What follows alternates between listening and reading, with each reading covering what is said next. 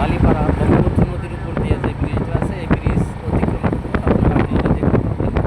আমি ভিডিও চিত্রের মাধ্যমে আপনাদেরকে এই ভিডিওটা এই ব্রিজে দেখানোর চেষ্টা করতেছি।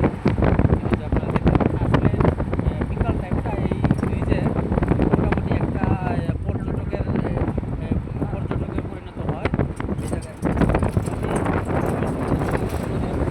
আমি ভালো দেখানোর চেষ্টা করতেছি।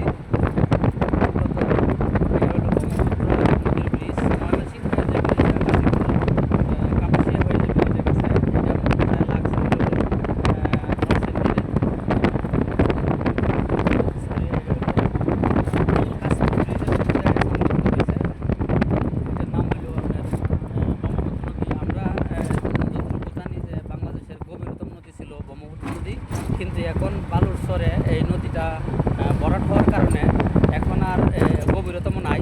তবে এখনও বৃহত্তম ব্রহ্মপুত্র গভীরতম নদী নামে পরিচিত আছে। আমরা এই ব্রহ্মপুত্র গভীরতম নদী নামেই